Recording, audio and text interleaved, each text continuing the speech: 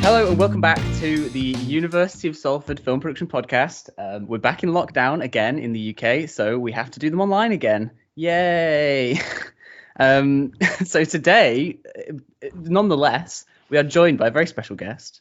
We've got an award-winning writer and written and directed 2 feature films and several award-winning shorts. Is that right, Clive? Yeah, that's true. I mean, actually, I've had more. The interesting thing about me is I've had more films in art galleries than I have had in cinemas, because my work kind of crosses over into fine art. But I mean, we're talking about screenwriting today, which is a different kind of thing. Yeah, but art gallery films are good anyway. I enjoy them quite a lot. And you know, as an artist in college, and I try and carry on. It speaks to me, film in art galleries. We're also joined by Sharliegh and Ash. Well, I'm Ash, and I'm doing the script creating course on here, which is really good. But in my own time, I also have created a little show for TikTok called Tales for Beyond. So I also have that on the side as well. I'm Sharliegh. I teach storytelling for screen to the first years. Also, I script edit on a freelance basis, and script reading, script reports, etc. as well. That is why I've not met you before. Lovely to meet you. And yeah, we have Clive as well, obviously, who is our special guest. So, do you want me to introduce myself a little bit? Yeah, give us a little bit of a backstory, a bit of a build. Oh, well, I mean, look at me. I mean, I'm ancient, so the backstory is immense. But okay, so I am a working screenwriter, but I've directed, and these days I'm kind of more of a writer-producer than just a plain writer, because my big kind of passion, I've got 2, one of which is kind of serious kind of art house, kind of for gallery style filmmaking, but the other thing is independent film. And that's something that I've been involved in for about 20 years now. Before that, I ran writing teams in the radio industry. So actually, I've probably got about 35 years professional writing experience. And a lot of the kind of ways in which I approach independent film now, kind of in some ways, a lot of it relates to the stuff that I did when I was working in radio, when I was running teams of writers. So I've got a very kind of pragmatic approach to screenwriting. But the reason that I kind of got asked here, is because somebody read my book, because I'm also the author of this, which is The Process of Screenwriting, which is a book I wrote about how I kind of think about how writers approach screenwriting. So as opposed to being a book about this is how you structure a story, or this is how stories are put together, it really kind of breaks the idea of all of the potential areas that you need to kind of address when you're taking a script from concept through to being finished, and looks at how you can address each of those areas separately. And I break it down to about 7 different areas. But it's kind of basically just the accumulation of everything I've learned from every mistake I've ever made as a screenwriter, which is pretty much every mistake it is possible to make, genuinely. And these days, largely what I do these days is I do quite a lot of training for the National Film and Television School down in London. But I also I am the screenwriter that independent producers call up when their projects have gone horribly wrong. So they've managed to acquire a script which they needed to get ready for production, and the screenwriter can't get it over the line. So they call me in to either help the screenwriter get it over the line, or to rewrite it. Normally to rewrite it, because it's normally the fastest way to get from A to B. Not always with my name attached to the project, but basically I come in and I fix things. And the only reason I do that is because I've got a list of producers who like what I do, and So I mean, I had exactly one of those calls yesterday, which was like a guy who called me up about the project we were talking about 7 years ago, which I'd forgotten about, which now apparently is really important. You know, it's like those kind of things. So that's kind of who I am. And I could either say a lot more or a lot less, and I think a lot less would be good. So let's kind of. Is that everything that you need on that? I mean, it's whatever you want people to know about you. You know. What do I want people to know, mate? I've got 2 dogs. I'm kind to animals, and I love my wife. There you go. And that screenwriting's difficult. And that brings us on to the topic of the podcast, which is aptly titled Common Mistakes Made by Students and the Screenwriting Process That is Usually Overlooked. Unfortunately, we've seen it a lot in university that people write things or they don't fully write things and they make films, and sometimes those films end up being not so good. You know, at the end of the day, we're still learning, which is, you know, and this is the importance of doing stuff like this, you know. Right. So the important thing to point out to start off with is that it doesn't matter how good a screenwriter you end up being. Everybody who starts screenwriting starts off being horrifically bad. Not a little bit bad, but mind-numbingly, cringingly, awfully bad. And it takes a very long time to get from being appalling to being competent, and then from being competent to being good. And the first journey is from being appalling to being competent. Yeah. And there are loads of even working screenwriters who never really kind of get much further than that, because actually you can kind of, providing that the only thing you really want to do is kind of like make a living writing, then being competent actually is all you really need.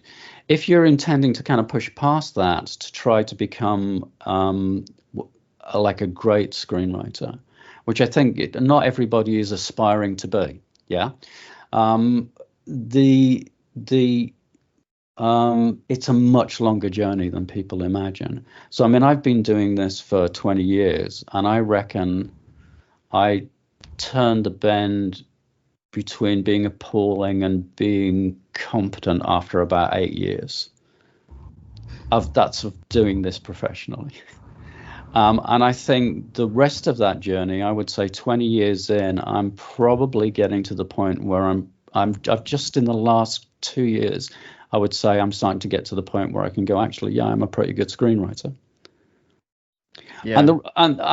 And that's a difficult thing to say, because, you know, it's like you kind of go, well, how would you know that? And I think it's based on the kind of responses that I get from the people who the scripts are put in front of, and the kind of people who are responding.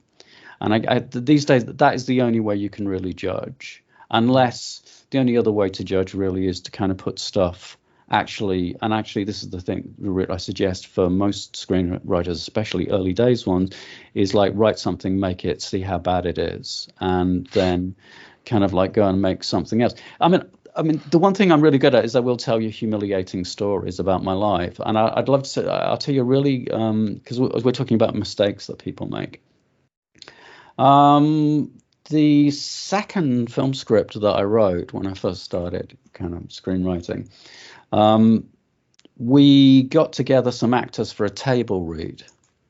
And a table read is basically when you get actors together, sit them around the table, and everyone reads out the parts, and you sit there and you make notes as you're doing it. And it's a really useful way of judging where a script is at before you actually go out and shoot it. It's I really advise people to do that one thing, is sit down, have it read out loud by the actors, and see whether they can actually deliver your dialogue without sounding like fools. So we did this table read. This is, got to remember, this is a feature script. This is not a short. And I sat in a room that we'd hired in the local art house cinema with a dozen actors for 2 hours.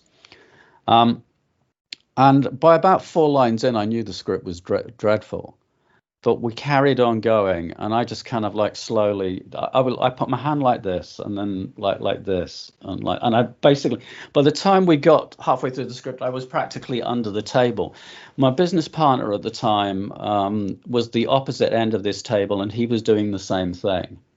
And these actors kind of got all the way through, and we both knew that it was just a complete write-off by the time things. I mean, ironically, all of the actors came up and said, "Oh, that's a really brilliant script. We'd really like to be in it." But that's actors for you. That's what they do. No matter how bad it is, they'll tell you it's good if they think there's work in it. So what I'm saying is everybody has to go through that stage of being bad in order to get good.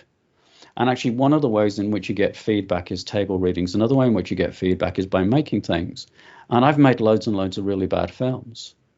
And it's only by making those bad films that you kind of get that feedback of what works and what kind of doesn't on some level, and also what you're trying to achieve. I've also read a lot of student scripts over the years because I've done loads of kind of consultancy and visiting lecture work for universities. And in terms of the mistakes that students, filmmakers make are pretty much the same mistakes that that new screenwriters make.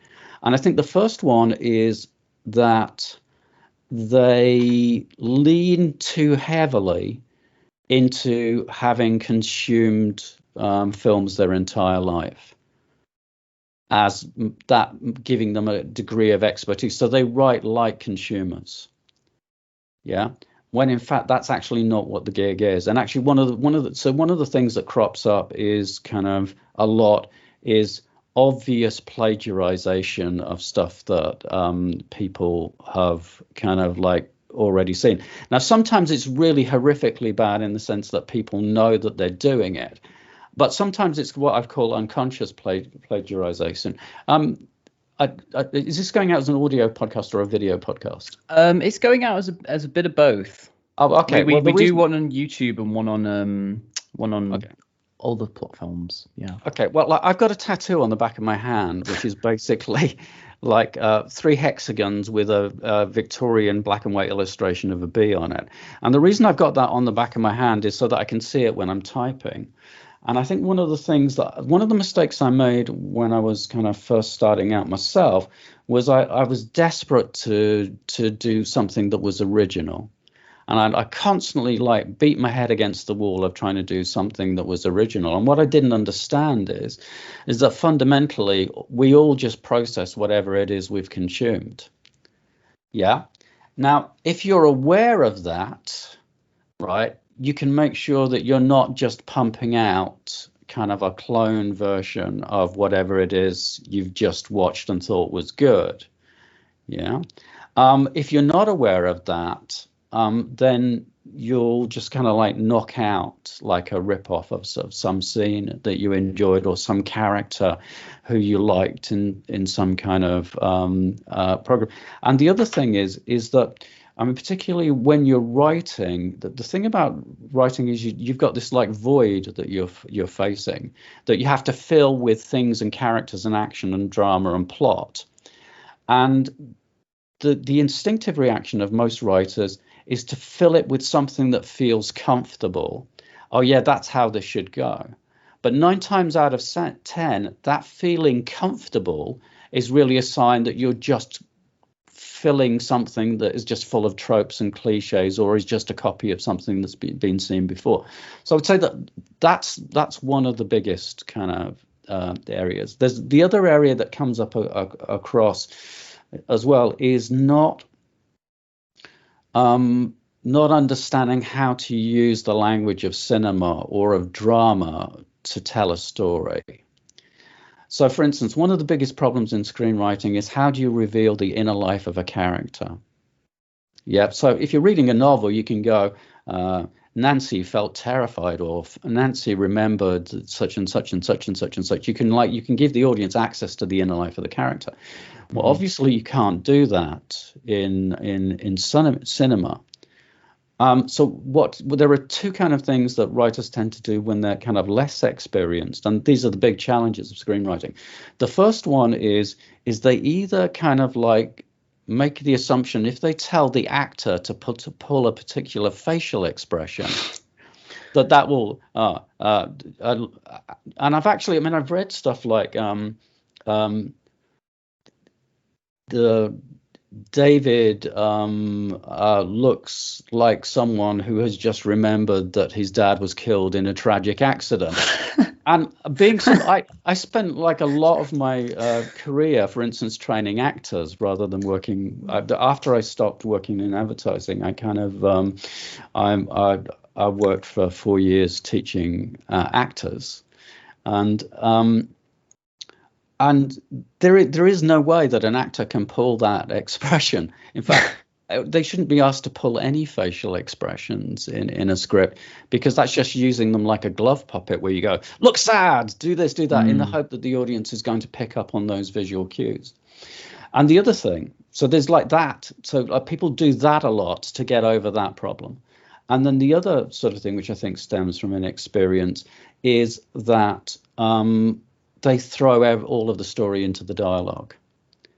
Mm-hmm. So every piece of dialogue, too much exposition. Yeah, it's like literally exposition.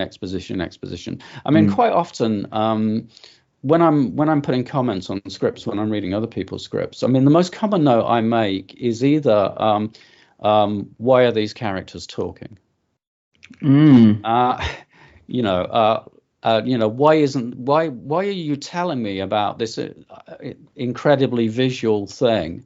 Why are two people standing in a room, right, talking about this visually interesting thing? So like characters just describing visually interesting things that actually would be massively cinematic if you just wrote the scene. And instead they're going, do you remember that time we were on that boat called the Titanic? And and it was sinking, and that iceberg came along, and then and it crashed. Oh, and we ran all the way up that thing. Do you remember that woman who was screaming in the purple hat who went over and she drowned horribly? Just all in the dialogue, right? So they're either doing that. So that's one of the notes. And the other note that I give more than anything else is like somebody will type something in the description, which is, again, a bit like the facial expressions. They'll put something that can't be filmed. And so that note is always like, they thought, how does the audience know this? Yeah. So I think the thing to remember is that these are really difficult skills to acquire. I mean, screenwriting is the most technically complicated form of literature in existence. It's way harder than writing a novel. It is way harder than writing anything else, because on one level it's a technical document for the production team, and therefore has to conform to the rules of that. You can only write what's filmable, right? And it also has to be written for producers. And if you're writing a novel and you send it to a publisher, people who go into publishing like to read books, right? Not every producer you're going to meet necessarily loves reading. Yeah. So you're writing for an audience that doesn't particularly want to read. That also doesn't necessarily understand the language of cinema that you're using, that has no comprehension of drama sometimes. I mean, sometimes you're working with people who are really great, but I mean, you at the same time, you've got to inspire the director to see the movie without telling them how to direct it. You've got to inspire the actors and tell them who their characters are and why they're doing what they're doing without telling them how to do that job. So you've got to understand how a film's made, how drama works at the same level as somebody writing a play. You need to know how actors do their job. And how to do them, how drama works in the same way that a playwright does. The history of cinema. You have to understand the language of cinema. You have to understand human psychology, because you have to understand why people do what they do. But you also have to understand how to kind of get all of this across. And also, you have to do that in 1/10 of the number of words that you would do if you were writing a novel. So you also have to be able to pare down so that every single word in the script does actually works for the production, right? And still write it in such a way that it works out about 1 minute a page, so that everyone can pick it up and the gaffer knows what kit they need for that. The costume team have a rough idea about where they're going to go with that without actually telling them specifically what to do. You have to be able to also think about issues about how do you tell a casting director and director what kind of person this is, whilst bearing in mind the impact that will have on kind of like diversity hiring. I mean, it's like literally, this is the reason it takes years and years and years to get good at this, because it's really difficult. There's a lot of elements to it. There are a massive number of elements. If I just quickly pull a quote from a book that you might know, the main difference between an early career screenwriter and a great screenwriter is their process. Screenwriters with an effective and professional process tend to write great scripts, and that sounds like one of my quotes. It might be, yeah. It might be one of your quotes, yeah. Yeah, that sounds like one of my. I agree with that. And by process, I don't mean like using some kind of formula. I mean understanding how you work as a writer, but also understanding all of these elements and other elements and how you're going to get from point A to point B. And also doing that, right? And that's not, I mean, I haven't even touched the surface, because actually you then also have to understand the business.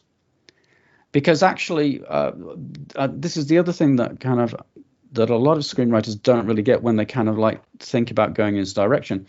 You are at the very lowest end of the industry, right? You are designing a product that is going to take £500,000 to make, if we're talking about feature films. So forget that this is a film for a second. Just imagine that like you're somebody and says, oh, like we're going to have to develop this product and we're going to invest £500,000 into making this product. How much weight would be on the person who designed that product? Yeah. How good would they have to be in order to justify that £500,000 investment? That £500,000 is the lowest. This is like cheap, low end kind of, that's about the standard budget filmmaking. Yeah, right. Now scale that up to kind of like average to bottom end Hollywood movies where you're talking like £50 million, right? It has to then perform as a product in kind of like ways that you need to understand what you're doing. So it then comes down to kind of like understanding things like genre, and actually how, if I write this scene, how is this going to impact on the budget, and how do I use locations, and how do I tailor the script to the market and the genre and the budget requirements of the producer I'm working from. And here's the shocking thing. It is easier to write a £50 million movie than it is to write one for £500,000. And actually, the lower the budget gets, the harder it is to write. So what that means is that, so if people who kind of go and say, well, I'm going to make this micro budget feature film, I kind of sit there and go, yeah, what you're about to take on is the hardest screenwriting task that it is possible to take on if you're going to do it successfully. Yeah. Why? Just if you could just quickly, because I want to get see if Sharliegh and Ash want to ask anything. Just quickly, why is it harder on these smaller budgets? Would you say, in your opinion, because it can be an opinion if you want to say it that way. I said right at the beginning that this is just my opinion. Well, but actually this one's just like factual. Okay, so imagine you've got a dreadful script and you're working in Hollywood and you're working for the studios, right? They can apply what's called the green poultice, and which is basically money. Okay. Right. So you kind of go, okay, I'll tell you what we'll do is we'll get Tom Hiddleston and Chris Pratt and we'll get like 4 or 5 like really huge names. Nice poster. We'll throw in like 5 or 7 action sequences that will cost kind of like like £500,000 a piece to shoot. We'll throw in, a massive amount of post-production things, and then we'll spend the rest on publicity. So basically, you can hide how bad the writing is just by spending enough money and have a successful product. Yeah. Okay. If you kind of go, actually, let's just say somebody like gave you £200,000 a day and said, go out and make a movie. That £200,000 would buy you a maximum of 3 or 4 unknown but good British actors. So like, you might actually get somebody who'd like done a soap, or who would like, you know, quit a soap 5 years ago and was now desperately looking for work. So you might get somebody that somebody would recognize as being on the telly. There are always people like that who are available to, you know, to be cast. But I mean, basically you'd have a cast of no more than 4 primary people, and you would keep your extra way down. And you'd basically have to keep your shooting days down to under 20 days. So that means you've got to limit your locations. You're probably not going to do anything involving firearms, because you wouldn't be able to afford either the armor or the hire of the equipment. You're not going to do any stunts, because you can't afford the insurance or the stunt arranger or any of those other things. So basically what that means is that you've got to lean into drama. Yeah. And you've also got to like push that into as few locations as possible. Now, if you want to look at an example of something like that done well, or done for a larger budget than the one I've just described, if you look at a movie like Reservoir Dogs, if you see that's primarily shot in one location. Yeah. Okay. Larger cast and a very good cast, and that's where all the money went. Right. Now imagine doing that on a UK budget where you've got half the number of people. Right, and still trying to make something that you can actually make money off at the back end. So you're then talking about, well, how can you actually get that to work? So I mean, these days, I mean, I've got to the point now. Well, I mean, I've got a production planned for this year, providing I can find the time to write it, which is basically 2 actors, 1 location, and can be shot in 7 days. Now, and have you purposefully written it like that in the knowing that you're going to be saving money doing that, or is that just the way it's sort of? No, I've done it specifically so it can be shot for £50,000. Yeah. Was that for any reason in particular? It was because every single year I sit down at the beginning of the year and I write a list of resolutions, and my resolutions are always the same. Right. One of which is I'm going to spend less of my time talking to producers, because I would say that 90% of my time is spent working with producers on projects that never happen. So that means the vast majority of my professional life is invisible. Yeah. And just frustrating and all of this. So every year I will have 2, 3, 4 producers who are each saying, we're doing this project this year. This is how we're going to do it. We've got this. So last year I had projects that were in at ITV Studios.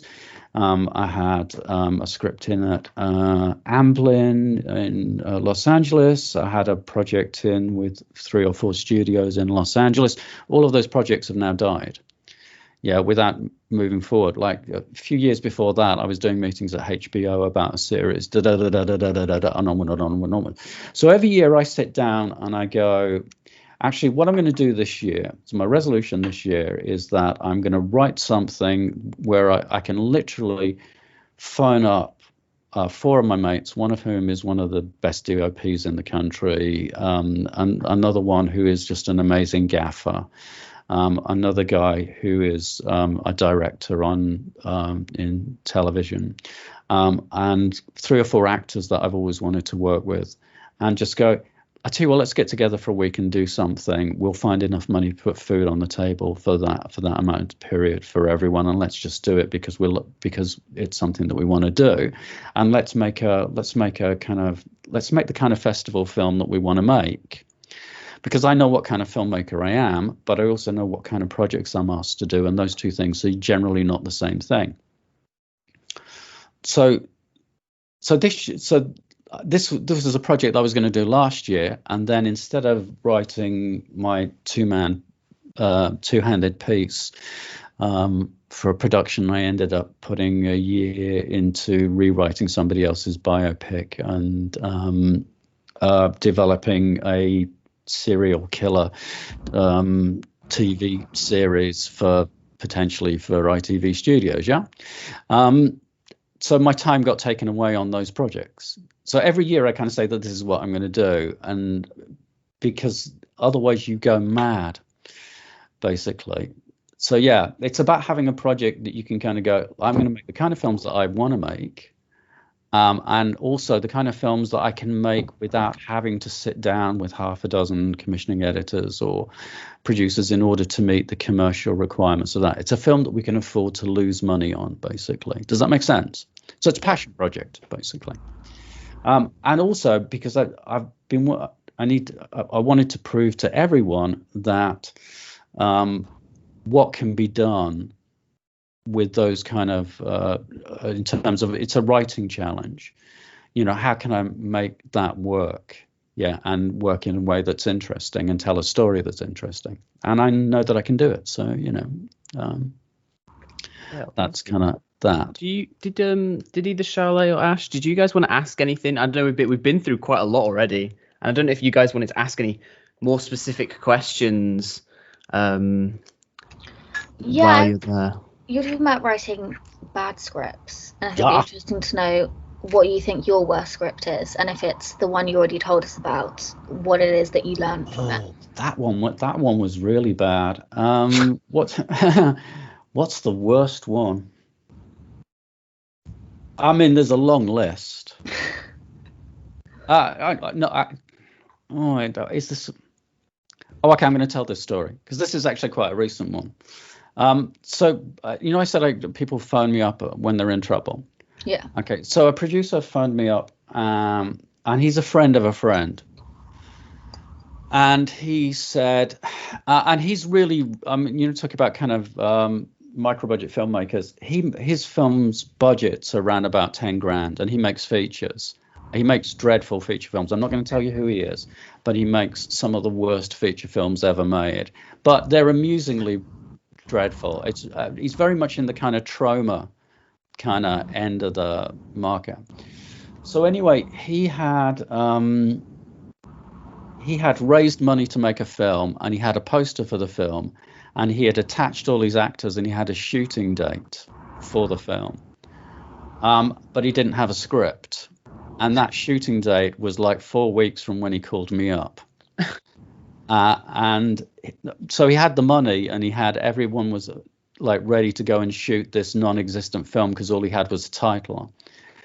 And he phoned me up and asked whether I could help. And I did a meeting with him and tried to get him back on track and said, like, well, who's the protagonist in this story? I don't know. Okay, well, who are the list of characters that we could choose from that it might be? So I sat down and helped him kind of structure out some plot points and said, like, on you trot now, because he's very much the kind of person who needs to shoot stuff that he's written. But he had terminal writer's block. So like 2 days later, I get another phone call. I can't do this. And he said, look, I've got X amount of money. And it was a very, very small amount. It's the second least amount of money I've ever been paid for doing a job. And he said, can you do it for me? But I need the script in 3 days. So I wrote an exploitation clown horror movie in 3 days. And that's probably the worst thing I've ever written. In fact, it was so bad, I said to him, if you put my name on this, I'll sue you. Because it was written in his style. And I mean, as I was writing it, like he was on Facebook Messenger, and I was getting messages like, so I'm writing this dreadful thing. And I'm getting messages like, oh, can you put in a thing where the main character hallucinates that two dogs are talking to each other? Yeah, okay. So that, do you know what I mean? It was that kind of just horrible gun for hire gig that occasionally you get. But I mean, the main, in terms of like stuff that I generated myself, I think after we made the first feature, and we realized that we'd made a load of mistakes making that first film, not in terms of how we'd put it together, but in terms of not really understanding the business. I decided that what we needed to do was to hit a genre so we decided to write this kind of like slasher horror kind of thing. And the thing is, I don't really like slasher horror things. I've got no interest in it at all. And I don't really watch them either. So what you had was somebody who basically writes art house drama. right, trying to write slasher horror without knowing what slasher horror was. And I wrote an absolutely appalling script, which can just was like as if a child had written a slasher horror film. Do you know what I mean? It was just, it was appalling. Now, even I knew that that was a bad script. Now, the story of that script is that after I stopped working with my then business partner, I looked at that script and I thought, okay, well, I'm going to take some of the ideas from that and rework it. And that's one of the very few scripts where that script has been written probably 12 times. And it's transformed from this like basic slasher horror film into a psychological crime drama, which is where I'm more comfortable. So I think what I learned from that is I learned A, what I'm good at, and B, the value of rewriting and reworking the concept. And you actually wouldn't recognize the film as it exists right now, or rather the script as it exists right now, in comparison to where it started. It's unrecognizable. Yeah. And I think that's kind of quite interesting, the way those things evolve over time. So what I learned is it's always worth going back and reworking things and reworking things and reworking things, that there's no such thing as a lost cause. And the other thing that I learned is to stick to your lane, which is there's no point in, if I'd wanted a more successful career financially, I would have written soap operas, but I have no interest. Right, so I would be the worst possible person to write soap operas, because I would do it badly, and there are loads of people who are good at doing that, and they are the kind of people who should write those kind of scripts. I know what I'm good at. So the other thing is about finding what you're good at and what you're passionate about and what you care about, and then write that, rather than trying to fit in with whatever you think is an area that you can make money in. Yeah, definitely. Sharliegh, I don't know if you wanted to add anything about, like, because obviously we were talking about like mistakes in script writing and bad scripts, and I'm not saying that like I'm just saying like, okay, because I know in first year when I was starting to write scripts, I was writing, like Clive said, I was sort of cringy stuff, but stuff that I'm sort of, I know because I've seen it in TV and film. Like, what sort of mistakes do you, like, I don't know if you want to bring up anything about like what you see first years doing that maybe they would get out of this a lot more. Do you know what I mean? Yeah, I mean, to be fair, a lot of the things that Clive has done, I think, still relevant to our first year writers as well. Dialogue is always a big one, I think. Far too much exposition, and as he said, there's a lot of things where people will be having a conversation that could be cinematic, and it's really trying to draw that out of students and realizing that actually they are thinking about those things, but they're putting it into dialogue instead of showing and not telling. That's what we always say, is show and not tell.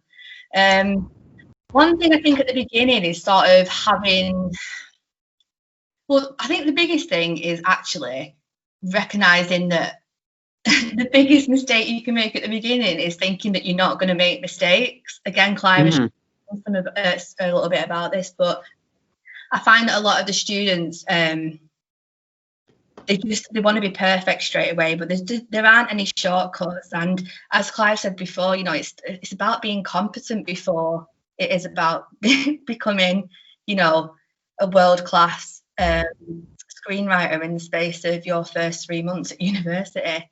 So yeah, that's a big one. I think also recognizing what fits into a short film. A lot of the time I get students coming to me with these big ideas that actually could be the first season of a TV series, and trying to get that into 5 minutes. So I think it's about recognizing as well, you've really got to focus in on the story to get something that's going to fit into 5 minutes. I remember when I was at university, and this ties into a couple of things. One is understanding the role of the screenwriter, because I worked with people who were on my course who had only ever directed, and one of them came up to me. We were supposed to be doing a project together. He'd asked me to write there, and he just said, "Can you write me?" I think the aim was to write a 7-minute to make a 7-minute film. And he came up to me and was like, right, so we're going to do this film, 7 minutes, it's about 7 addicts, and it's going to be really powerful. Off you go.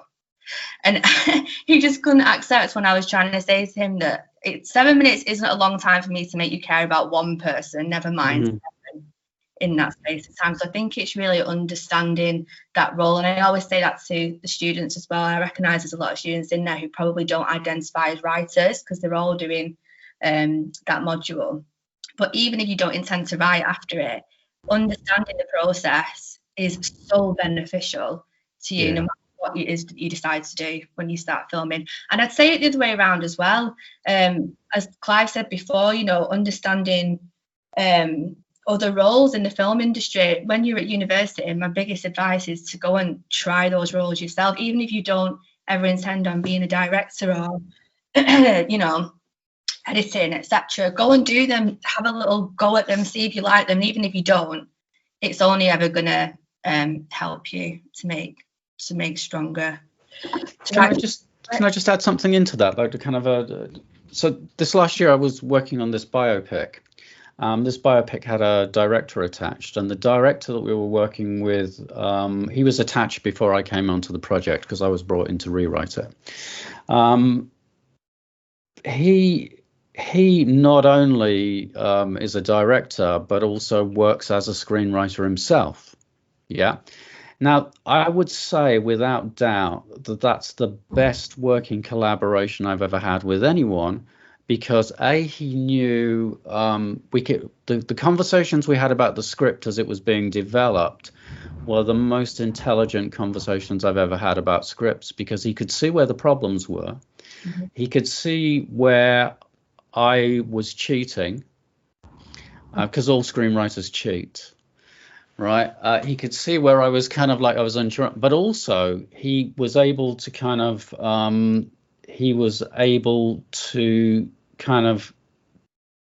see what I was capable of, and push me to be better than I thought I was capable of being. I mean, on the second meeting that we did about that project, he said, look, this is a really good script, Clive. But he said, I don't want a really good script. What I want to do is win an Oscar.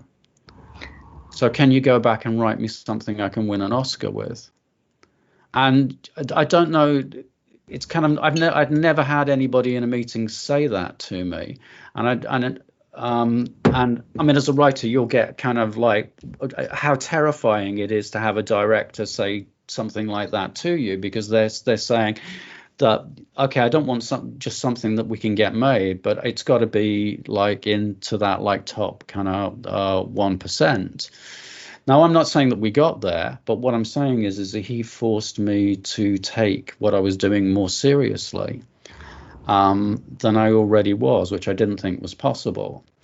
But the important thing about it is that he actually understood how to talk to me about the project. So he didn't come in and say, I like this or I don't like that. He didn't come in and give me his opinions about many things. What he said was, he said, look, I've got questions about this. Will you go away and come up with solutions? Now, of all the people I've ever worked with, I mean, I would say he's got half a dozen films that he's written on Netflix at the moment. And I've never met anybody who was in a better position to tell me what I should be doing. And he never did that. And the reason he didn't do that is because he knows how to work with writers. So I think you're absolutely right in what you're saying, is like learning how to do that in the same way that with screenwriters, the first thing I tell most screenwriters that I'm working with is go and read Stanislavski, An Actor Prepares. And it's kind of like, well, why would I do that? It's not a book about screenwriting. No, it's a book about how actors work, and that's who you're writing for. Yeah, absolutely. And if you don't know how an actor prepares for a role, how can you write a role for an actor? And it's just that really basic thing is like, how does drama work? That's a really interesting question. Like, go and direct some theatre, for goodness sake. Yeah. Research. Go and work with actors, go and spend time with actors. And I mean, like, that's an interesting experience in and of itself. But just do that, Sorry, I kind of crossed you, but you said something really that sparked that resonated with me.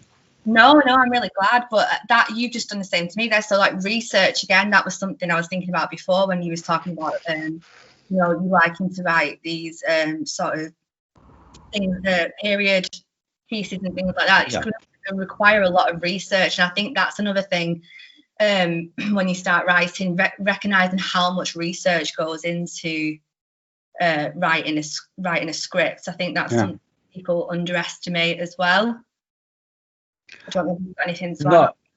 Well, I mean, actually, that's one of the things that I write about quite a lot. I mean, like, for instance, I think one of the biggest things that you have to do when you're writing a screenplay, I mean, I tend to talk about writing features, but this is true in shorts as well, is you have to understand the fictional world that you're creating. Now, understanding that fictional world, and again, this is why screenwriting is so difficult. So understanding that fictional world is, on one level, is just understanding the geography, right? So, what is this place that I'm writing in? What's the physicality of it? How do the characters interact with this location? But also, what does this location say about the story, and also how does it work cinematically? But then beyond that, what culture or subculture is this story set in, and how does that alter things like, for instance, syntax? Yeah, how do people in this culture or this profession use language? Yeah. More important than that, how do people in this culture or subculture, what are their moral values? So what is acceptable behavior and what is unacceptable behavior? Okay, those things are actually the kind of core to kind of cinematic storytelling. Because if you set, I mean, one of my big bugbears is watching period drama with modern language in it. Where I'm not saying that it should be written specifically as it was back then, but I mean, just like references to things that people couldn't possibly have referenced because that phrase didn't exist, at that particular period in time. And that's even if you're going back and writing something set in the 1990s. It's like to understand how just like being set in that period alters the story, or it's being set in that community or that culture alters the story. Yeah. And just the sheer amount of research that it takes to understand that so that you can actually do justice to those stories is immense. And it's I think it's probably one of the areas. Well, it doesn't matter whether you're writing period drama or whether you're writing contemporary drama. You can't just assume that the way that you see the world and the way in which you speak works universally across anywhere that you're writing for. Yeah, absolutely. Yeah. But sometimes you guys were talking about short films. I mean, I have had some experience. I mean, actually, I founded a short film festival at one point. And one of the things that I noticed, particularly with student filmmakers, was that they were quite often underly ambitious with their locations. Yes. Right. So it's kind of like, oh, well, I've got a flat or I've got a house, so we'll shoot it in the house. And it's kind of like, well, how visually interesting and cinematic is your house? Right. Probably not. I think a lot of that comes from, I think they worry about the budget, which is definitely something they should be considering. But actually, I think it's understanding, again, maybe it comes with a little bit more experience, but you can get that will let you film resources that are a lot more cinematic than just taking place in your flat. Yeah, it's kind of that. It's about like getting some sense of actual cinema into what you're shooting. Yeah. And actually thinking about that at the writing stage. I mean, when I'm writing, the first thing that I do when I'm writing, I mean, there's a couple of things that I do which most screenwriters probably don't. One of them is I collect photographs. So I build up a mood board of photographs, and it shows all of the locations. the kind of people who I think would be the characters in it, and I just build up this like visual bank of like what this fictional world looks like. So that kind of thing. If I was planning a short, I would go out with a camera and I would actually go out and shoot the locations before I start getting. The other thing that I do is, I mean, I keep a notebook for any project that I'm working on. And my notebooks don't look like screenwriters' notebooks. This is what my notebooks look like. Okay, do little sketches. Yeah, and draw stuff out. Yeah, I actually draw key moments in the film before I actually start writing. So these are my plot points. But what I'm doing is I'm not writing a verbal plot point. I'm creating a cinematic plot point. So there is a point where you've got a character at the bottom of a ladder and another character up in the loft. And you've got another like plot point where you've got a character who is climbing onto, one of those outside kind of roofs of windows. Now, those are both cinematic storytelling moments, but you can see they're utterly visual. You've got no idea what people are saying at that point because it doesn't matter. Yeah. So I actually start by when I'm plotting, I actually start with kind of like maybe like half a dozen key visual moments that I want to get to. And those visual moments just by looking at them, you should be able to kind of work out what the story is and what the drama is in that particular moment. Does that make sense? Yeah. Yeah. At what point do you, in your preparation process, do you start doing the drawings? That's the first thing I do. Very first, yeah, right. That's quite often. Well, I actually start with like what I call raw ideas. Like, okay, so I want to do something set here, and then I might go and do some research, before I actually start doing any kind of serious writing, before I start doing any character development or anything like that, I'd figure out all of the locations that I'm going to need for the script. And I either go and visit them or I find photographs of them. So I completely understand the geography of the place. And then I do maybe about 15 or 20 key moments. This is for a feature where I'm kind of drawing. I'm either drawing characters or I'm drawing like moments within, But then what you've got to understand is that when I'm not writing, I'm drawing. So, I mean, that's my kind of thing. But I also kind of think for screenwriters, the ability to draw is key, which I said is like quite a controversial kind of idea, but like that's the way that I work. I think there's a lot. And the other thing that I would say about that is that I taught myself to draw. I'm not somebody who did art at school. I mean, I taught myself to draw when I was in my 40s, and I started by drawing 20 matchstick men a day. Yeah, so learning how to properly proportion a matchstick person so that the legs and the arms are in proportion, and then putting gestures in so that the matchstick people kind of had some kind of emotional content. But you could show by how their posture was, how they were feeling.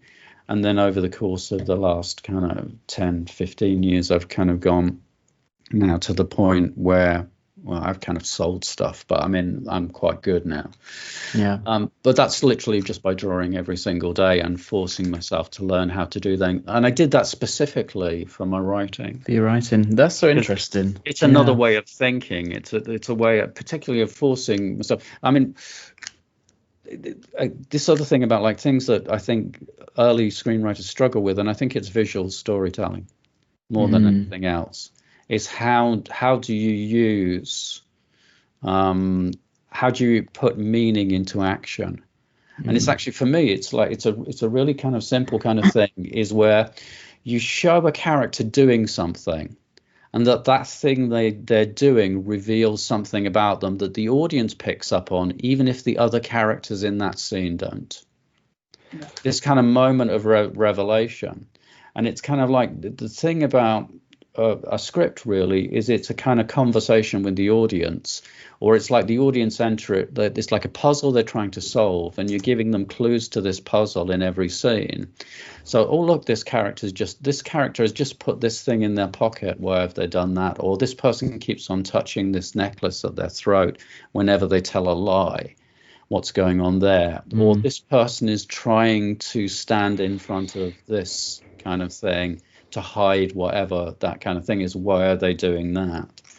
Or those kind of things, I think, are kind of the key thing. But it's also the most difficult stuff to do. Yeah, because it requires a kind of very specific kind of thinking about, and even the idea of like things like using location as metaphor.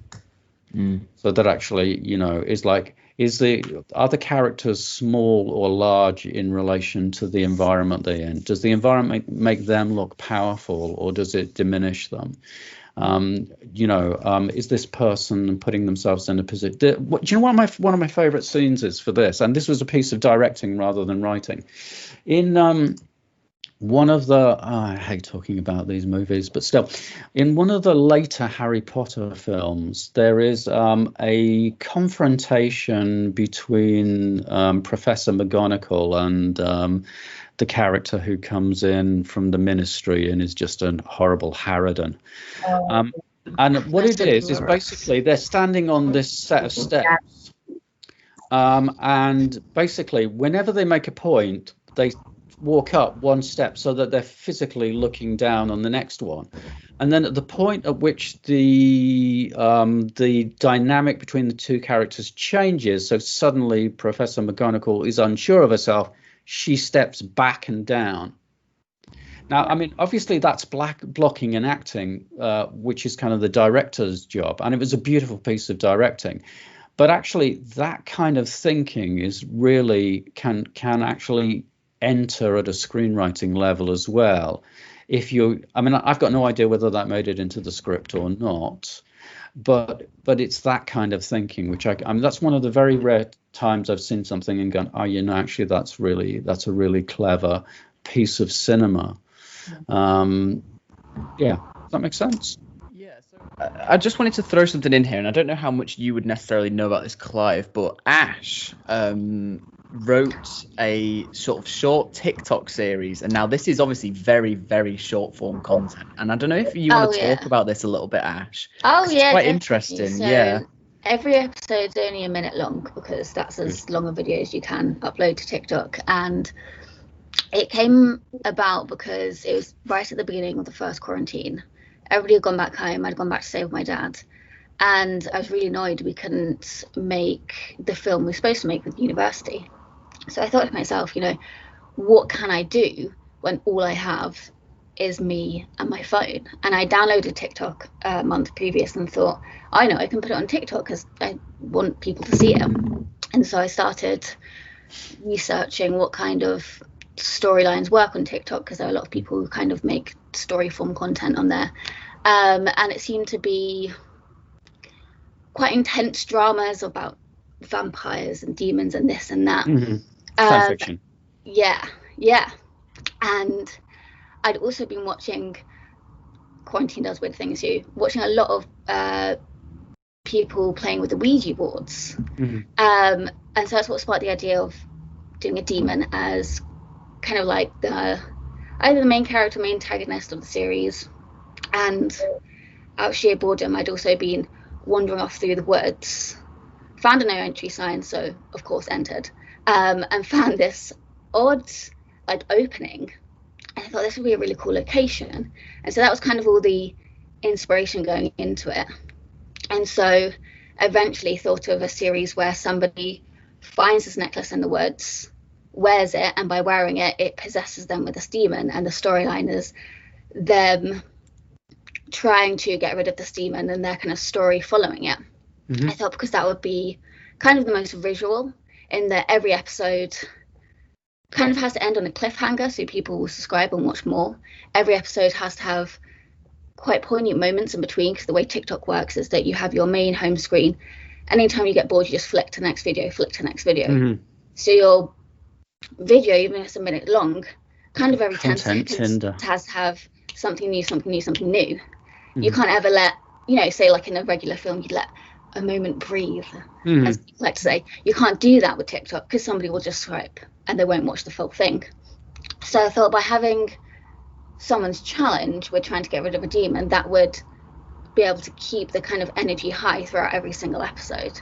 And then I had no idea how it was going to end. Well, I knew that it was going to end in this big battle. No idea what was going to happen in the middle.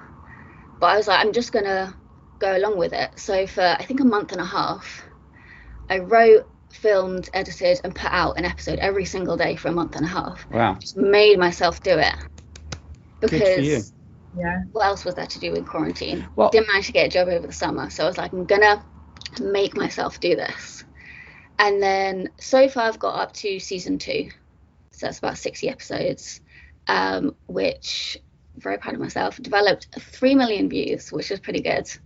And then university started again. So, but eventually I do want to create a 3rd season.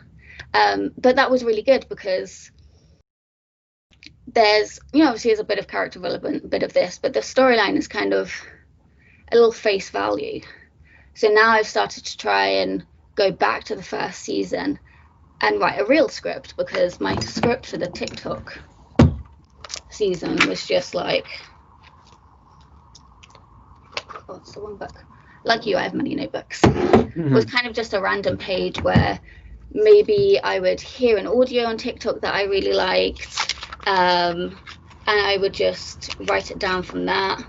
You see, like episode 5, I would just write down the general synopsis for what I want for the episode. If it needs a script, the audio and the music that would go with it, and then kind of note take the visuals as like a storyboard.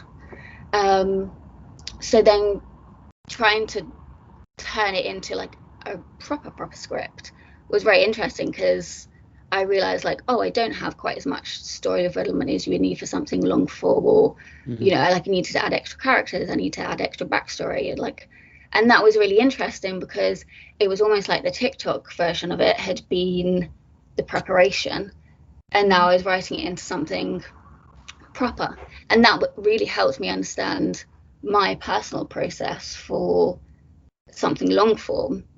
Now with like the next script I write, I think I'll probably like get little cards and write out every single scene before I go into it, because essentially having done that for the TikTok thing, and then that really helped me kind of understand all the action that goes into it, and then having to go back and sprinkle in all the emotion basically.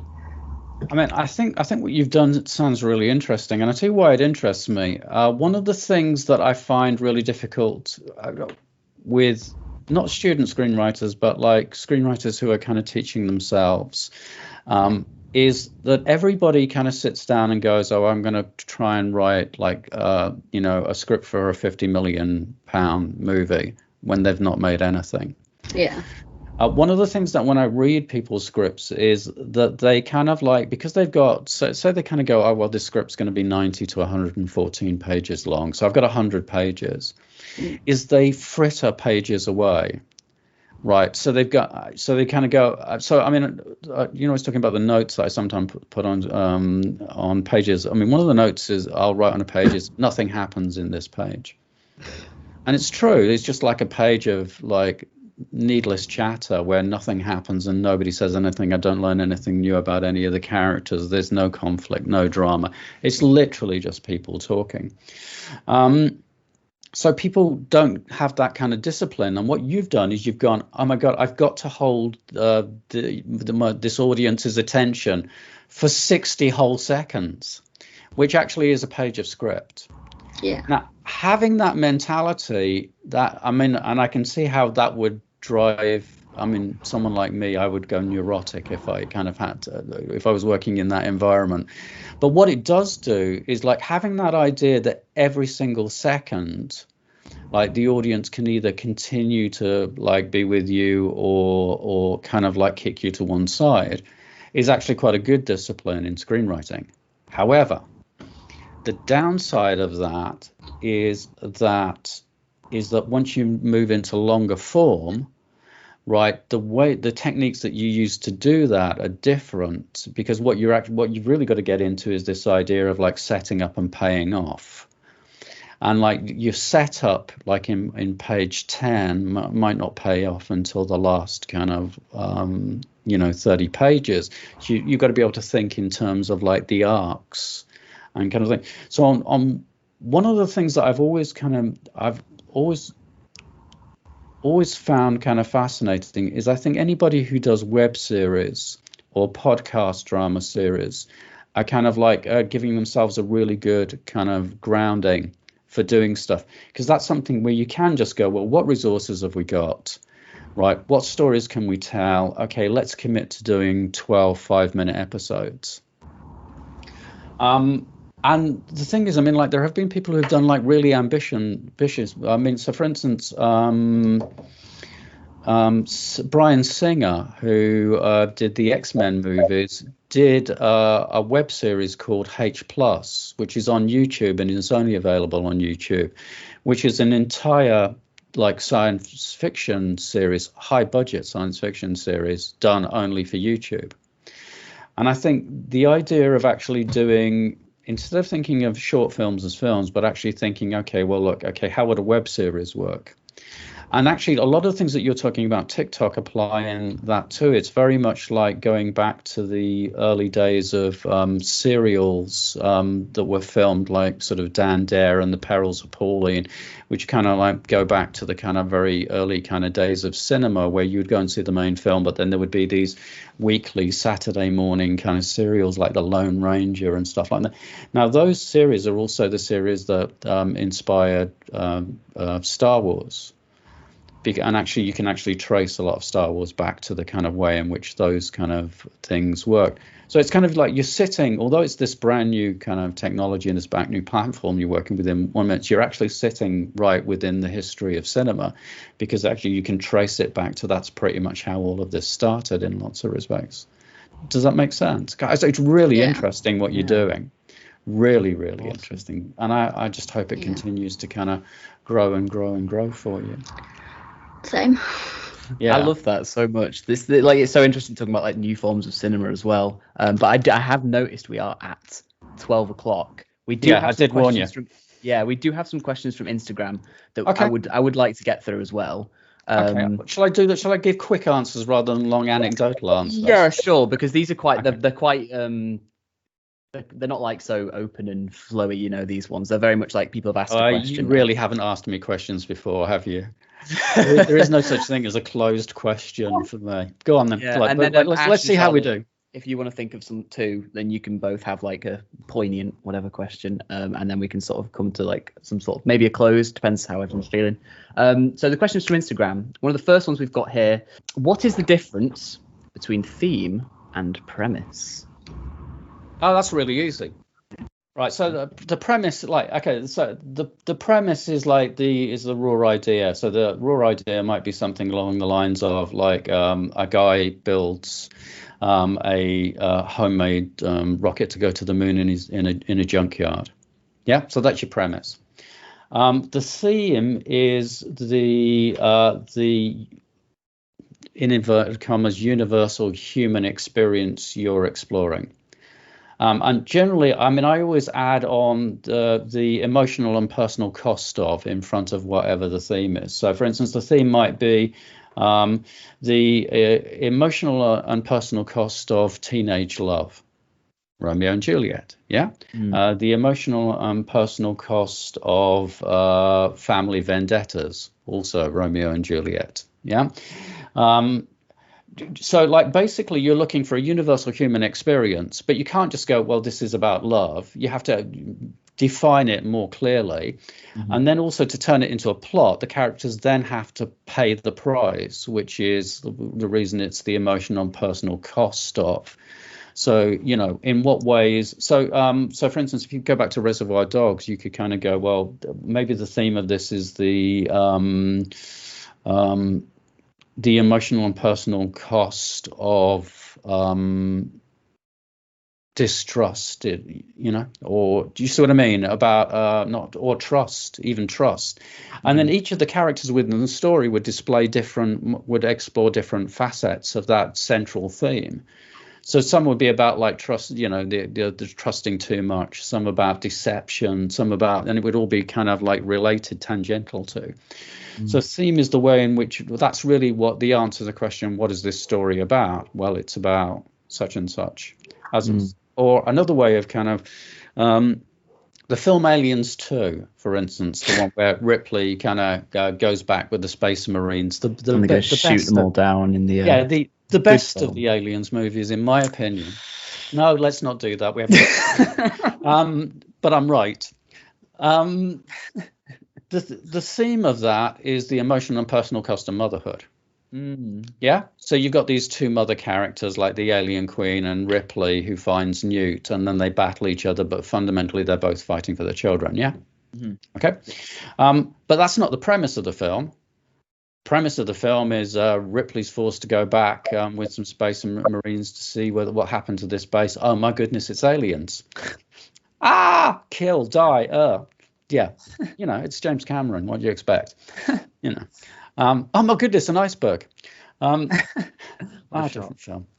But yeah, so you see how that kind of. So yeah, that's a really easy one. Yeah, one is the idea, and the other one is the human experience, the thing it explores. And actually, I generally find with long form scripts that if there isn't a theme, then I don't engage with them emotionally.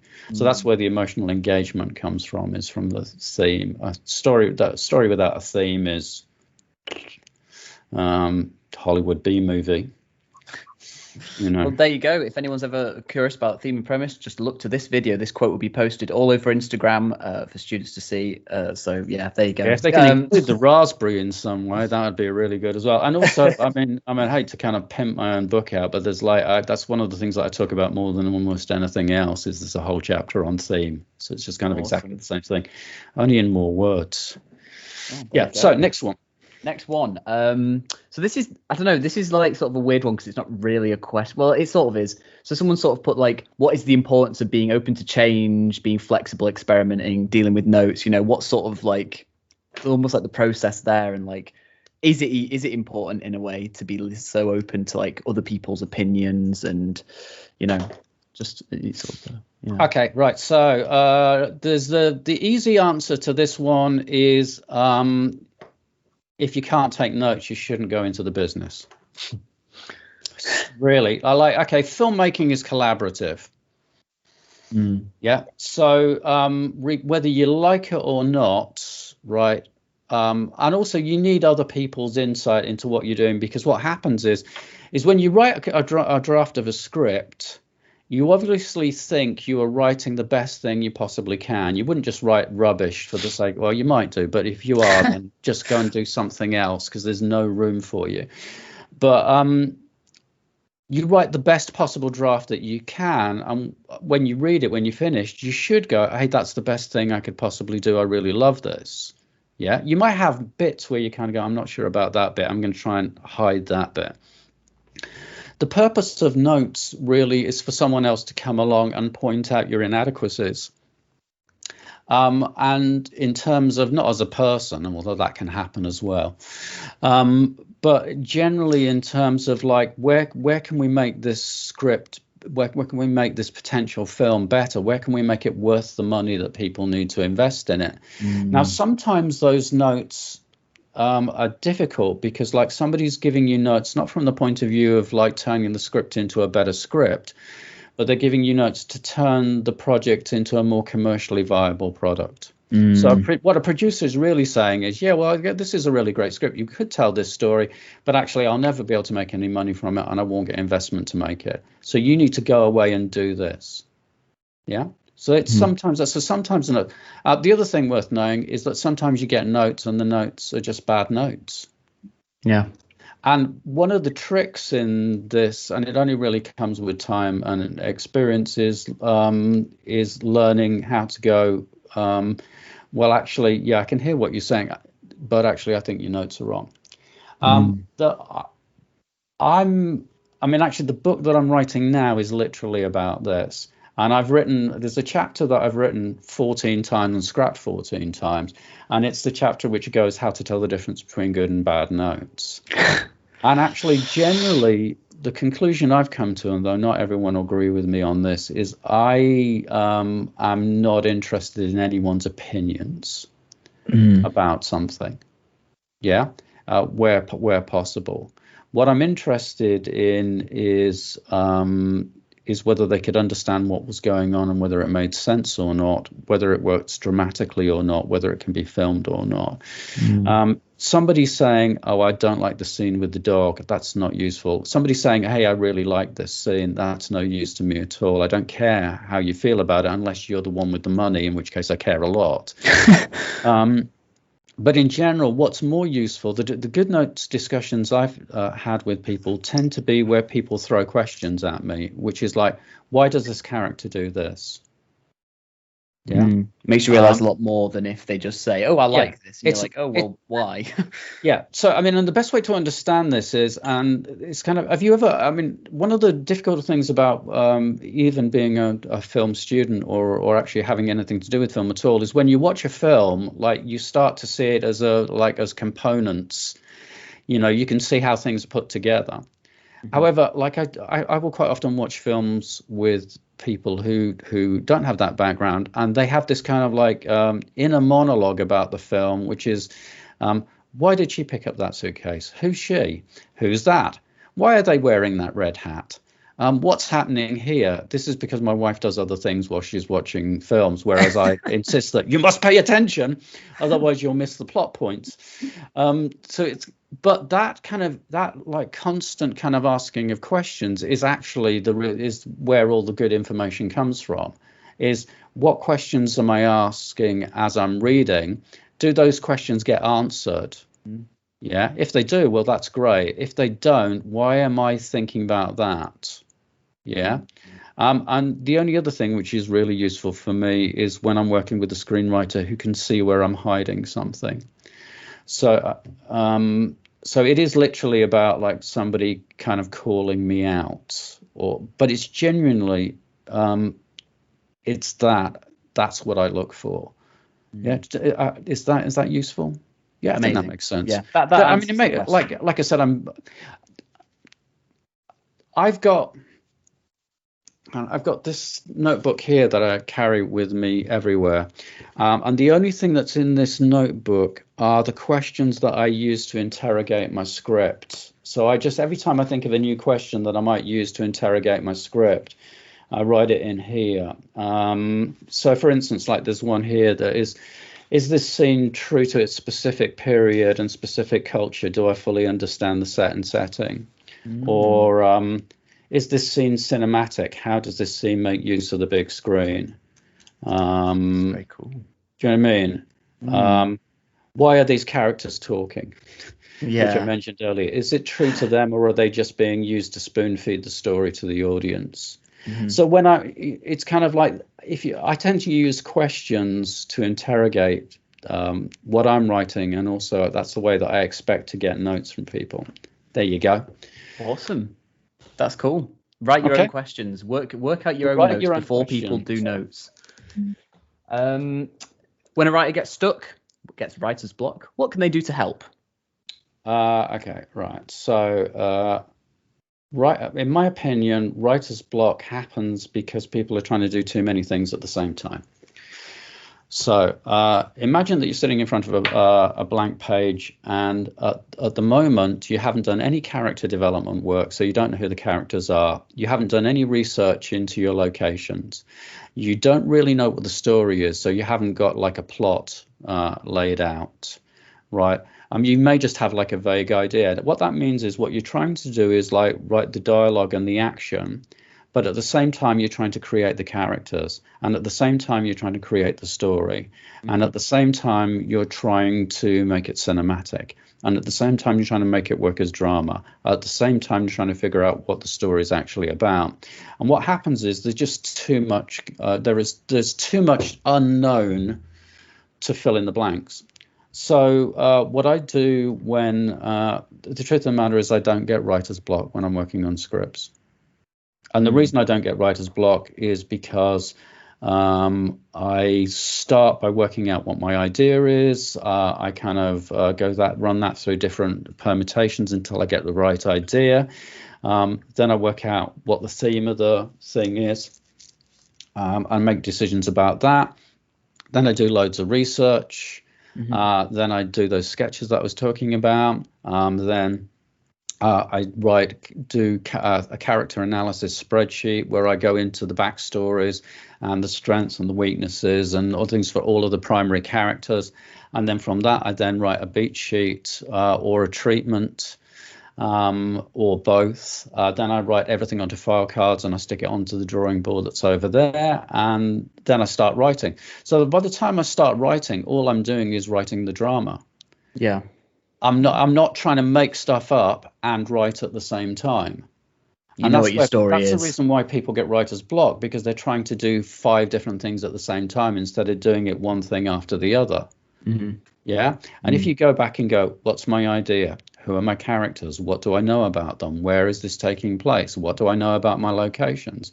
So, for instance, I don't need to spend time trying to imagine where my location is when I'm writing, because I've got a photograph and I'm looking at it. So that part of my brain doesn't have to kind of work, right? I don't have to work out what my character's going to do next, because I know them so well that I know what they'll say or what they do when presented with this particular situation. Yeah. So that means, like, because I also know where the story's going, right? All I have to do is work out how to tell the story cinematically, and that's what the writing is. And that's how you do it. That's how you don't get into that situation, is you don't try to do the whole thing just by staring at a blank page and hoping that it falls out. If you do that, even from a time point of view, if you do that, you'll end up having to do, like on a feature script, you'll end up having to do 15 rewrites to get to where you need to go. And it becomes like this horrible like mess of cinematic Jenga where you keep on pulling pieces out. And when you do that and change that, everything at that other end needs changing because the whole thing collapses from underneath you. Whereas if you go through in an organized manner, then you've got the structure and the foundation, and the writing is just literally that. It's just writing. Yeah. And the only reason I know that is because I'm really lazy and I used to work in advertising.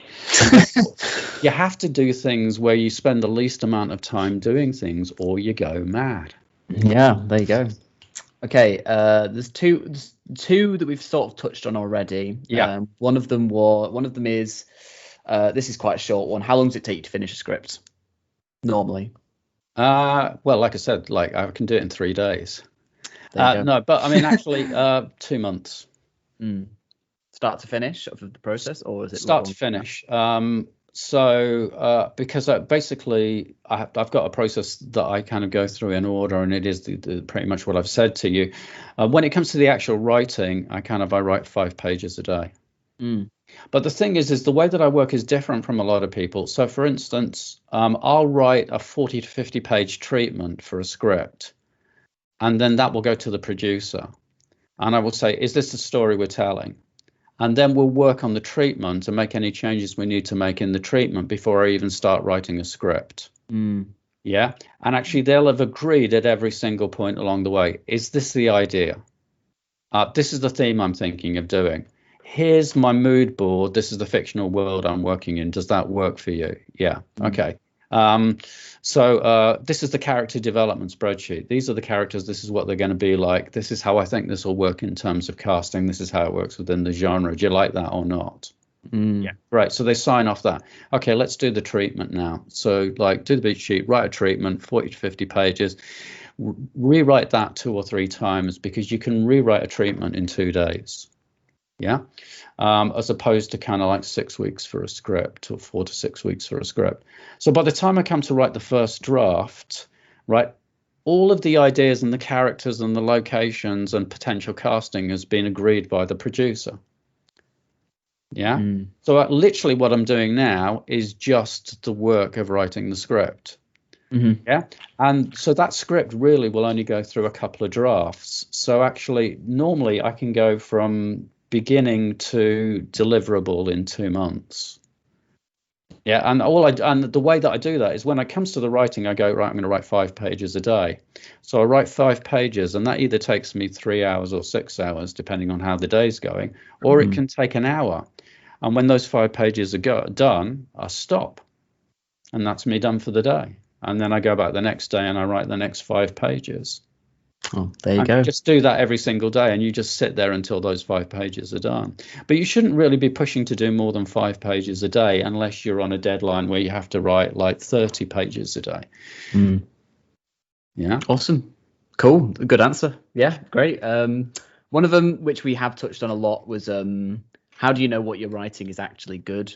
I don't know if you want to just sum up everything that you said, just in a sentence or something. I don't know. When you know that what you're writing is good when you give it to somebody whose opinion matters and they like it.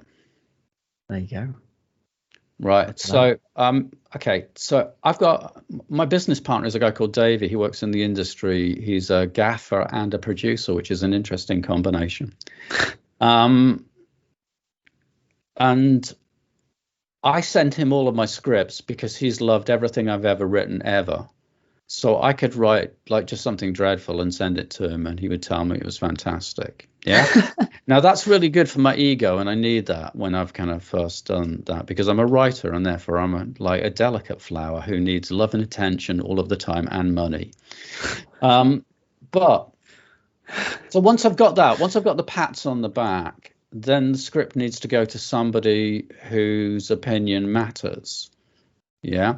And generally what I mean by that is somebody else in the industry who will tell me what they think about it. And actually, so I've got the people that it goes out to are the people who, either the producer who's working on it or the director that we're working with.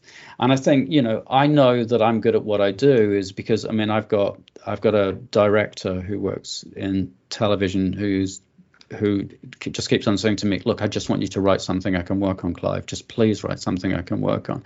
So when you've got directors chasing you to do stuff, then you know that your work's good. The other way in which the other thing that I take a lot of stock in, although I said the opposite earlier, is one of the things that I've always been really good at, even when I was first starting out, was attaching name talent to projects. So basically the script goes out and an actor says, I want to do this. Yeah. Now, we had a situation 4 or 5 years ago where we had a really, I'm not going to mention any names because it wouldn't be kind of like fair, but where we had a name that you would recognize, a really big name that you would recognize. We sent the script out to their agent, and we got a phone call 2.5 hours later asking, because it was a pilot for a TV show, and the guy said, this isn't going to be one of these things where my client does the pilot and then gets replaced. And we said, absolutely not. No, we want your client. And they said, okay, look, if we're going to do this, I will drop out of the West End show that I'm in at the moment to do this. So he was prepared to walk away from this big theatrical thing he was doing in the West End to come and shoot this pilot. Yeah. So that's how you know, like when people are enthused to do what you've put in front of them, when you inspire people to do their best possible work, that's how you know. That's awesome. Yeah. And that's cool. And you only really get that by kind of like doing it and getting stuff out there. And also, like we said at the beginning, the best thing you can do is make bad stuff. And make stuff and learn from your mistakes and keep on doing that. And the other thing is to figure out what it is that you want to write about and do something interesting that only you could have written, not because you're a unique and special flower, but just because this is the only thing that you've got is your point of view, the culmination of your experiences. And it's literally about finding what that is. And sometimes that takes a very long time, to find, well, what do you write about? What's important to you? And I kind of know what that is for me now. Yeah. I know the kind of projects that I want to do. I could tell you what my next 4 projects were going to be and why I'm going to do them. Yeah. But it takes a long time to find your own voice, I guess. That's the thing we're striving for. But you find that by doing stuff and by doing stuff and by doing stuff.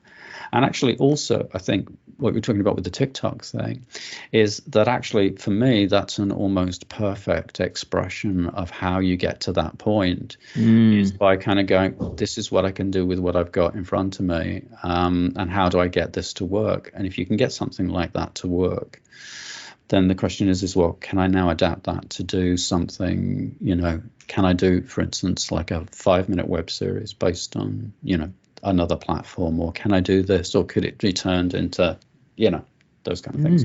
Awesome. Okay, it's good. Cool. And last one here, which is quite a simple one, is formatting different for each person because scripts are written differently? So is formatting for scripts standardized, basically? Oh, you say that's a simple question, but it isn't.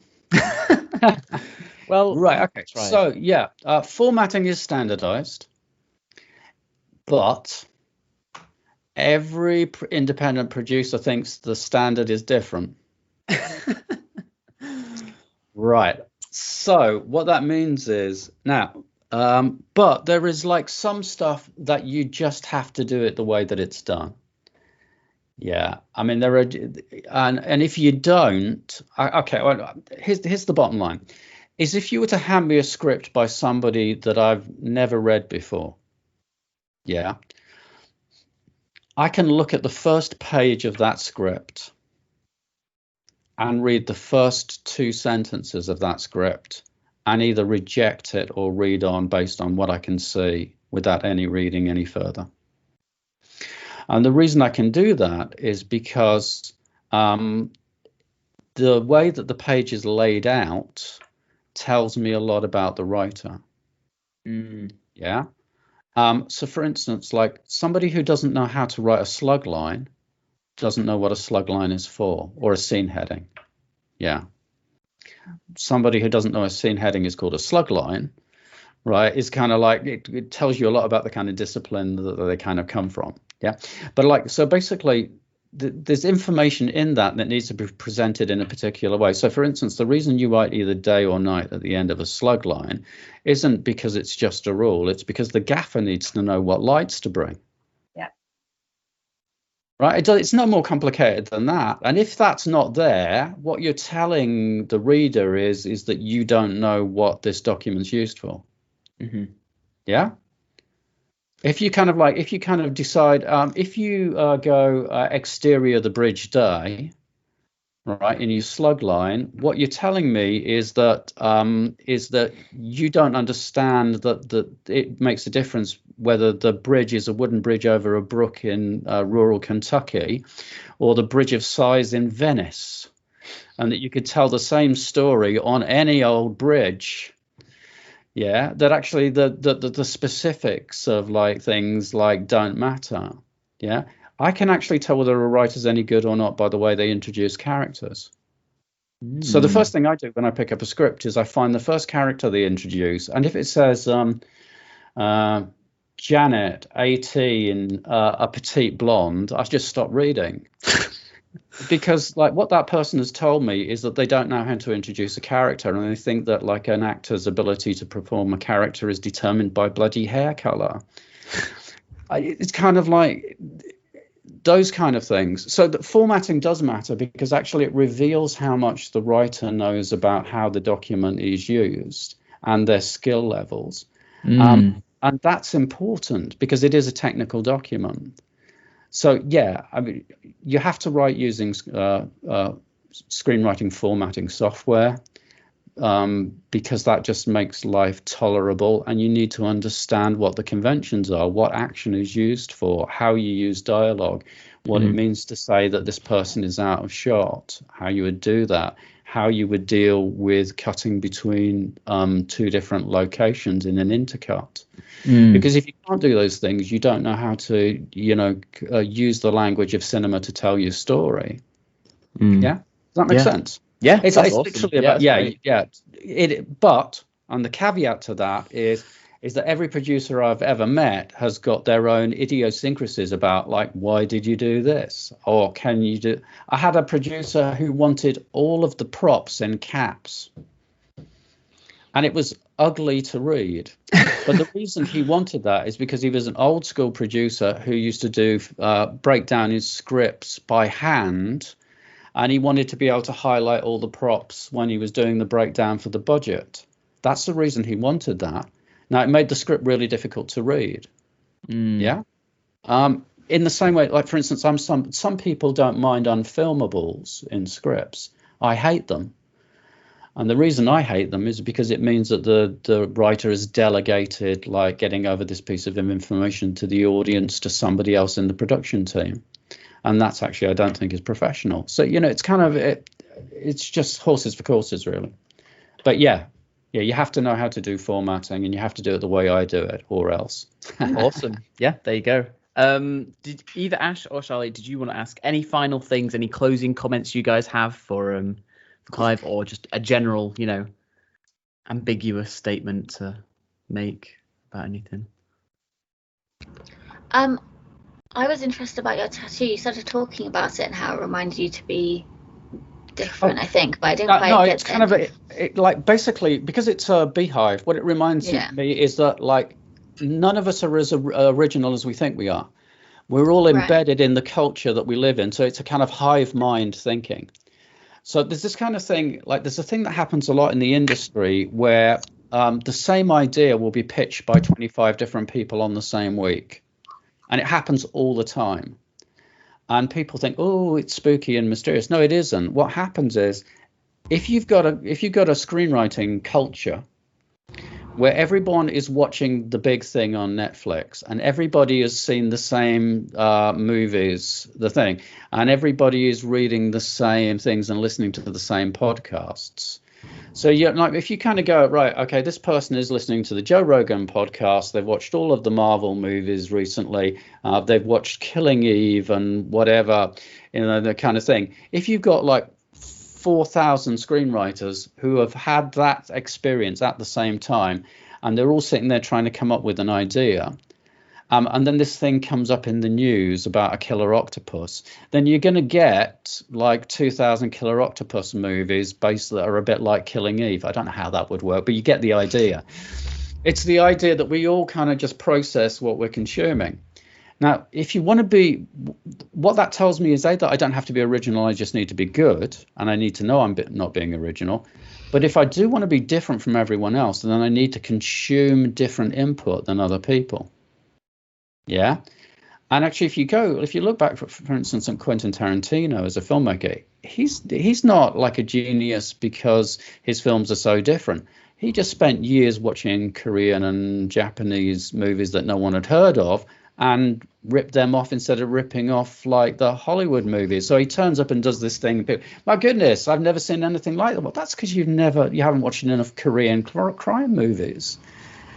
Do you know what I mean? It's kind of like it's that, and that's how you set yourself apart, is by consuming stuff that's different from the number of times. If we go right back to the beginning where you said, well, look, what's the biggest problem with screenwriters, new screenwriters? Is the biggest problem with screenwriters is I can pick up a page of script and tell you what program they were watching 3 weeks ago. That's the biggest problem. Really, is I can go, oh right. I mean, I actually had a conversation with a young screenwriter once where they were pushing this feature script at me, and I said, yeah, but isn't this just Wall-E with different characters? And I just watched this person's world crumble, and he said, oh, that's my favorite movie. And I said, well, I can tell because you've just rewritten it. And he hadn't even realized that he'd done it until I pointed out that he'd literally cloned his favorite movie, because we're not conscious of doing it. Do you see what I mean? There you go. Yeah. Interesting. We are the content we consume. Sharliegh, anything to add? Just like, first of all, thank you, because everything you kind of mentioned is a lot of things that we sort of touched on in class, and it's really good to hear someone go in depth about these things, and hopefully everybody who's listening at the moment can really take something from this. I'm really confident that they will. I suppose it's not necessarily script writing in general. It's more about career-wise. I'm asking for students really if they intend on writing after they finish university, what sort of advice would you give to them? So, they've done everything they can during the course, taking on unpaid internships and they're making these scripts that they're writing. What would the first step be for them once they leave? Okay, right. So I'm going to give you, people don't like this answer, but I'm going to give you it kind of as straight as I can. Right. Don't. Right. Learn a skill that will allow you to be on set. So, like, you are better off learning how to be a good gaffer, learning how to be a good grip, learning how to be a good line producer, learning how to be a good auditor, like acquire skills in the industry that people will pay for on a daily basis. So, for instance, I've got friends who started off as camera assistants who became DOPs, and they currently kind of like pull in roundabout kind of on average. I mean, like my friend is a DOP. He's not like a big name DOP, but he's just a really great DOP. But I mean, he pulls in kind of like £400 a day when he's doing what he's doing. Providing you can go, okay, well, I'm going to go out and I'm going to like be a grip and push dollies and work cranes and do all of those things and like earn kind of £400 or £500 a day for unloading kit and pushing it and doing what I'm told and learning how productions actually work. What I would say is if you're going to write, do that parallel to, right? And actually, so use what the contacts that you make through actually working in production, right? So like, make friends with a good DOP, friends with a good sound recordist, like make friends with good quality actors, like build up a network, get to know producers. Yeah. So make yourself valuable within the industry and write at the same time. And then go out and make some shorts and bung them into festivals and show people what you're capable of doing, but don't direct them yourself. Find emergent directors who you're working with who are making commercials or who are doing music videos who are like doing their own short films. Bring them in on your projects and form working relationships with them, working collaborations with them, make films with them, get them into festivals, get noticed, and then make like a low budget feature that you can finance and do it in a genre where either do a really good festival film or do something in a genre that shows off what you're good at, basically. Yeah. And in the meantime, if you want to stick like a drama into BBC Writers' Room once a year, put a comedy into BBC Comedy Room once a year, do that and like build up your reputation doing that. Get to the point where you actually know what you're doing, and then push for the writing. And what will happen is at some point, like if you get the break as a writer, then you'll get to the point where you're doing that instead of doing that. So I mean, I've got this guy that I work with who directs television. He started off as a grip, right? The producer that I'm working with started off as a gaffer. Do you know what I mean? Is most of the people who I know who are doing interesting things in independent film have actually got key roles in other sort of jobs. What I wouldn't do is sit in a room writing spec scripts and hoping that you were going to break in that way, because you'll end up like old and on your third marriage and, taking phone calls from people who need a horror script turned around in 3 days. It's like what people need to understand about screenwriting is it's the part of the profession that gets done before there's any money involved, particularly in independent film. Yeah. So that means, we're talking about like putting 2 months aside to write a script. Okay, let's say that you did that and then you did 2 rewrites. So let's say you put 6 months of your life into a project. right? You then take that to like a dozen producers. You find one producer who's interested in it. Now, they're not going to pay you for the option. They're just going to say, well, let's see if we can build this together. You could spend another year trying to find investment and attach talent and do all of those other things. And then there is a 75% chance, 75 to 80% chance that will never go into production. Let's imagine it does go into production. You've then got a kind of like 70 to 80% that will never get significant distribution.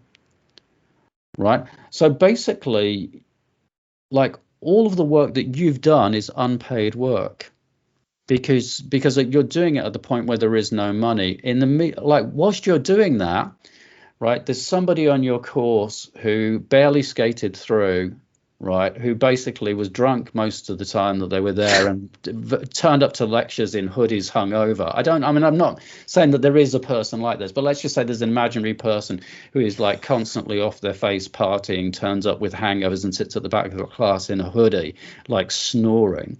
They've left the course and they've went and like got a job as a runner and were carrying battery boxes. And as a result of that, they then like moved on to being a third AD. They're earning more money carrying battery boxes, right, and being on set than you'll earn in the first 5 to 10 years of your work as a screenwriter. Yeah. There you go. So I'm not saying like, don't do it. The only other way to do it is to, funnily enough, is to create content that you can monetize. Yeah. So like if there's a way of kind of like putting stuff out there and go, well, okay, I can get Patreon people to support this because of the number of listeners I've got. So if you look at kind of people who produce kind of web content, who are then actually have got fans who then fan fund the production of the content, then that's another way of building that. But the question is whether you then get like trapped into this is what I've got to do in order to sustain that, rather than actually then going and making a break into, say, writing features or writing for TV. And the only other thing I would say is if you love soap operas, go and write soaps, because at least then you'll get, $5 or $6 grand an episode and people will know who you are. There you go. Great. There you go. Great. Awesome. Thank you so much. No, you're welcome. We are on like almost like the 2-hour mark. Well, yeah, I like did tell you. Which is fine, which is awesome, because honestly, I love script writing. I love screenwriting. This has been so interesting to hear from you. You're welcome. And for anyone listening, if you do want to read more, go read Clive's book, The Process of Screenwriting. Available from all good Amazons. There you go. You can buy it on Amazon. You can get it on Kindle. That is literally the only place you can buy it. So that's kind of. And it's got a cool cover. It looks cool. It's blue. Yeah. And honestly, I'm sure, and the content from the quotes that I've read, and I'm actually going to have to go read this now because it's very relevant to what I'm doing at the moment. There's so many interesting quotes that Aarif's pulled out for us that, yeah. If there was a simple formula to guarantee great scripts, the industry would have replaced us with computers years ago. That is absolutely true. Beautiful. Honestly, I mean, because I actually know people who tried to do that, and the results were not spectacular. There you go. Try and make AI to write scripts. It's not quite there yet because it's human experience. Beautiful. Thank you so much, Clive. Hey, no, you're entirely welcome. I mean, I'd love to talk about this kind of stuff. Guaranteed. Thank you so much for listening. We've got to say thank you to Clive and to Ash and to Sharliegh for coming on. It's been a really, really interesting podcast, and it's going to be really great to have out there. If you want to listen to our other stuff, it's on YouTube, it's on Spotify, it's on Anchor FM, which is posted everywhere. It's on Apple Music, UOS Film Production Podcast, University of Salford Film Production Podcast. On all major platforms. Look it up, you'll find us. There's some really great episodes out there. Go listen, and thank you so much, everyone. We'll see you all in the next one whenever we do it. Bye. Great. Awesome.